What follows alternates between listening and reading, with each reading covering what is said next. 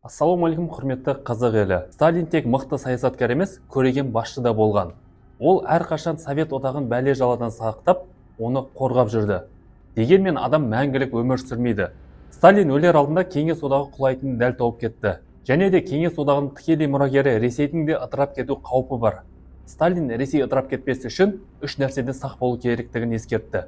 Бұл қандай үш нәрсе? Совет одағы ыдыраған соң оның орнын Ресей басты. Қазақстан мен Украина өздерінде қалған ядролық қаруды Ресейге берді. Өйткені тырдай жалаңаш, қорғансыз қалған республикалар Ресейге арқа сүйеді. Әйтпесе өздерін басқа елдер талап кетеді деп қорықты. Бірақ Ресей 90-шы жылдары өте әлсіз мемлекет болды. Тіпті олар құрамындағы Шешенстанмен соғысып, жеңілуге сәл қалды. Сол кезде халық Ельциннен көңілі қалып, оны маскүнем деп сенбейтін болды. 2000 жылы билікке Путин келген соң елде жағдай өзгере бастады. Бастапқы кезде Путин өте жақсы жұмыс істеді. Ол ақшаның бәрін елдің жағдайын жақсартуға жұмсап, дүние жүзі елдерімен тату тәтті өмір сүрді. Бірақ билікте ұзақ отырған соң оның пиғылы бұзылды. Путин КСРО-ның құлауы өте үлкен трагедия деп айтты. Ол КСРО-ның ыдырауына жол берген Горбачевты мүлде жақтырмады. Кезінде Ресей империясының құрамында болған мемлекеттерге автономия әперген Ленинді де онша ұната қоймады. Яғни Лениннің жарғысының арқасында Қазақстан Ресейден бөлініп, жеке дара мемлекет болып шыққанбыз. Әйтпесе Ресейдің құрамындағы Татарстан, Башқұртстан секілді ел болып қалар едік. Содан Путин көршілері Грузия мен Украинаға қарсы жорық бастап, біраз облысын тартып алғандай болды. Дегенмен дәніккеннен құныққан жаман дейді. Келесі жылы Ресей өзінің бүкіл бюджетінің 40%-ын әскери салаға жұмсайтын болып бекітіпті. Бұл алдағы жылы соғыс өрті тоқтамайтынын, әрмен қарай лапылдап жанатынын көрсетіп тұр. Осы тұста ескі КСРО-ны басқарған Сталин түседі. Ол өлер алдында КСРО-ның болашағына қатысты былай деп болжам жасаған екен. Әлем елдері Ресей көтеріліп кетпеу үшін біздің КСРО-ны жоюға бар күшін салады. Совет одағының күші халықтар достығында.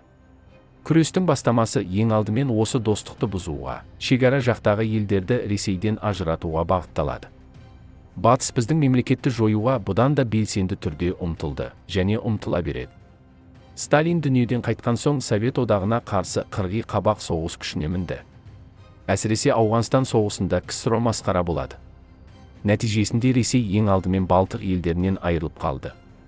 Латвия, Литва, Эстония батыс елдерінің НАТО одағына мүшелікке қабылданды. Қазір Ресей бұл үш елге ештеңе істей алмайды. Егер олардың 1 метр жеріне кірсе, НАТО елдері Ресейді атқылап тастайды. Содан кейін Ресей жоғарыда біз айтқан екі мемлекетке ауыз салды. Себебі бұл екі мемлекет Еуроодаққа өткісі келді. Ал Ресей оларды жібергісі келмей, тұяқ серпуде. Сталин айтқандай батыс елдері КСРО-ны құлатқанына қанағаттанбай, ТМД-ны да ыдыратқысы келеді. Қазір ТМД-да 9 ел бар. Олар Ресей, Орталық Азияның 5 елі, Беларусь, Әзірбайжан және Армения. Ресей қазір көбінесе тек осы елдермен араласады. Путин осы елдердің басшыларымен жиі бас қосып тұрады. Олар бір-бірін көргенде әңгіме дүкен құрып, мәз-мейрам болып қалады. Сосын Ресей қазір Африка елдерімен де байланыс орната бастады. Және Солтүстік Кореямен тығыз байланыста. Ал ақш, Еуропа, Жапон елдерімен байланысты үзді. Яғни дамыған елдер Путиннен теріс айналды. Кезінде Сталин де батыс елдерімен онша араласпады. Тек екінші дүниежүзілік соғыста Ұлыбританияның басшысы Черчилль және ақш президенті Рузвельтпен уақытша күш біріктіріп, немістерге тойтарыс берді. Әйтпесе, Сталин мен Черчилль бір-бірін иттің етінен жек көрген. Себебі Черчилль советтік басқару жүйесін артта қалған, бәсекеге қабілетсіз жүйе және темір қоршаудағы абақты деп мәлімдеумен болған. Ал бұл сөздер Сталиннің шымбайына батқан. Қазақша айтқанда, екі қошқардың басы бір қазанға сыймайды. Біздің партиямыз бен халқымыздың атқарған көптеген істері, ең алдымен шетелде, сосын біздің елде бұрмаланады, бағаланбайды. Әлемдік үстемдікке ұмтылған сионизм біздің табыстарымыз бен жетістіктерімізді көре алмай бізден аяусыз кек алады. Олар әлі күнге дейін Ресейді жабайы, шикі ел ретінде қарастырады. Ал менің атыма да жала жабылады. Көп қиянат менің атыма жазылады дейді Сталин. Расында да қазір халық КСРО тұсындағы оқиғаларды мазақ етіп еске алатын болды. Жастар КСРОдағы колхозды мазақ қылады. Ауылдан келген адамды колхоз деп келекелейді. Хрущевка үйлерге күлетін болды. Яғни КСРО кезіндегі жетістіктерді бағаламайды. Және де КСРОны ат арбамен қабылдап алып, атом бомбасымен шығарып салған Сталинді жауыз деп есептейтін болды. Бірақ Сталин шынымен де қазақ халқына орасан зор шығын келтірді. Ұлт зиялыларын халық жауы деп айыптап, өлім жазасына кесті. Халықты аштықпен қырып, еңсемізді әбден басып тастады. Бірақ ол Ресей үшін барлық күшін, қажыр қайратын жұмсады. Ол грузин болса да, орыс халқын қатты жақсы көрді. Ресей десе жүрегін жұлып беруге әзір болды. Сталиннің тұсында Ресейде көптеген әсем ғимараттар салынып, өнер адамдарына жағдай жасалды. Барлық дәмді тағамдар Мәскеуде сатылды. Ал басқа республикалардың халқы күндіз-түні колхозда бел жазбай еңбек етті. Сталин басқа ұлттарды орыс халқына жұмыс істеуші құл ретінде көрді десек қателеспейміз. Халық ашуланбас үшін Сталин медаль, орден дегенді ойлап тапты. Қатты жұмыс істеген шопан, шахтерларды жылына бір рет орденмен марапаттап, көңіл күйін көтеріп қойды. Бұл қулықты Оспан Батыр білді. Ол Шығыс Түркістанның тәуелсіздігі үшін күресіп жүргенде, өзіне медаль тақпақ болғандарға жылтырақ сөлкебайларын керек емес деп беттеріне лақтырған.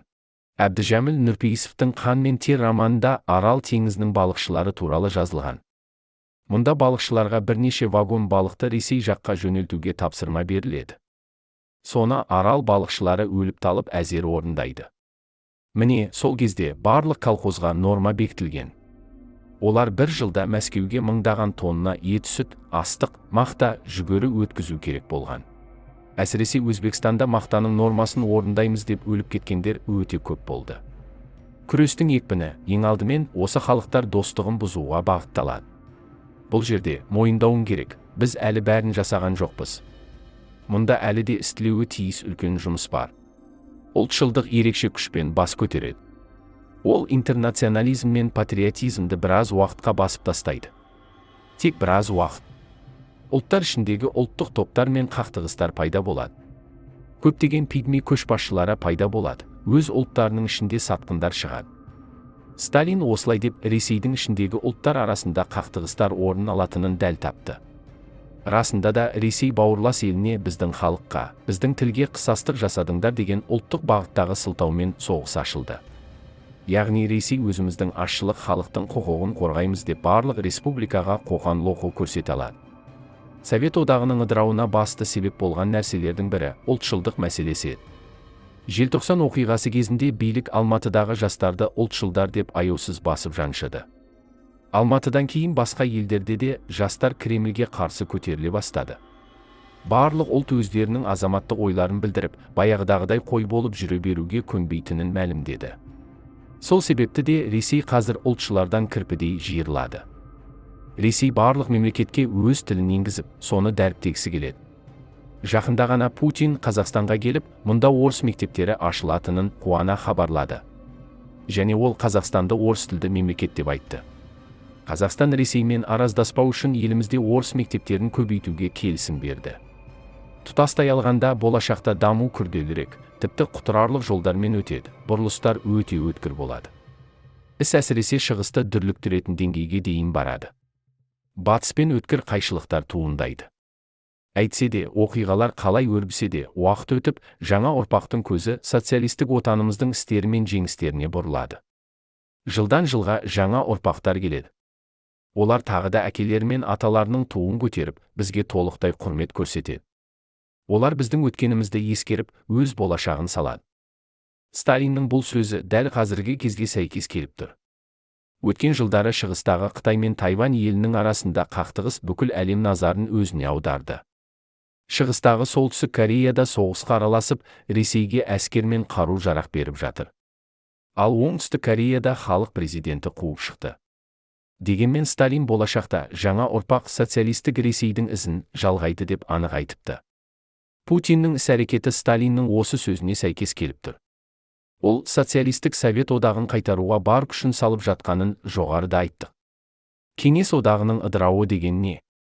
Бұл Кеңес одағы деп аталатын тарихи Ресейдің ыдырауы. Кеңес одағы бірқатар себептерге байланысты өмір сүруін тоқтатты. Бұл ең алдымен ішкі себептер. Ресей тіпті Кеңес одағының ыдырауына өз еркімен және белсенді түрде келісті деп өкінішін білдірді. Путин Ресейді ыдыратуға Ельциннің қателігі бар дегенді тұспалдап жеткізді.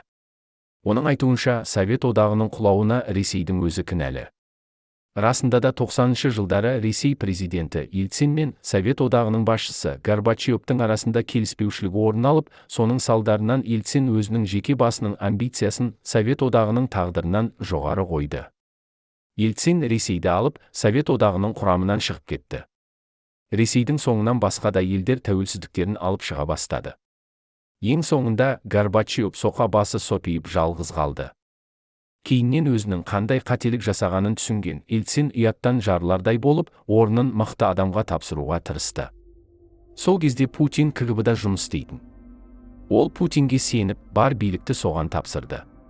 Содан бері 25 жыл өтсе де, Путин билікті ешкімге бермей келеді. Путин ішпейді. Ельцин секілді сайқымазаққа айналып, жұртқа күлкі болмады. Путин КСРОны басқарған патшалардың ішінде Сталинді үлгі тұтады екен. Өйткені КСРОны аяғынан тұрғызған ең мықты басшы осы Сталин еді. Путинге Сталиннің мына сөзі ерекше ұнайды. Осының бәрі орыс халқының мойнына түседі. Өйткені орыс халқы ұлы халық. Орыс халқы жақсы халық. Орыс халқы барлық халықтардың ішінде ең шыдамдысы. Орыс халқының санасы таза. Ол басқа ұлттарға көмектесу үшін туған сияқты. Орыс халқы әсіресе қиын қыстау кезеңде, қауіпті кезеңде асқан ерлігімен ерекшеленеді. Ол белсенді. Оның табанды мінезі бар. Ол арманшыл халық. Оның мақсаты бар. Сондықтан оған басқа ұлттарға қарағанда қиынырақ. Кез келген қиындықта оған сене аласыз. Орыс халқы жеңілмейтін, сарқылмас. Жалпы алғанда Сталин көріпкел болмаған. Ол да Жириновский секілді мемлекеттегі саяси ахуалды терең білетін аналитик болған. Путин де Сталин секілді орыс халқын жанындай жақсы көреді. Сталин өзі грузин болғанымен орыс ұлтына деген сүйіспеншілігі зор болды. Ағылшындар өздерін ақсүйек деп есептесе, орыстар да Совет одағындағы ең ақсүйек халық деп санады. Немістер де өздерін ақсүйекке теңеп, әлемдегі басқа ұлттарды жою үшін екінші дүниежүзілік соғысты бастаған болатын. Оның соңы жақсылыққа алып келмеді. Яғни ашкөздіктің соңы құрдымға апарады. Егер Путин дер кезінде соғысты тоқтатып, барлық ақшаны өз халқының жағдайын жақсартуға жұмсамаса, халқының наразылығын тудыруы мүмкін. Көршілер жер үшін бір-бірімен қырылыспай, мәселені бейбіт жолмен шешсе, алынбайтын қамал жоқ.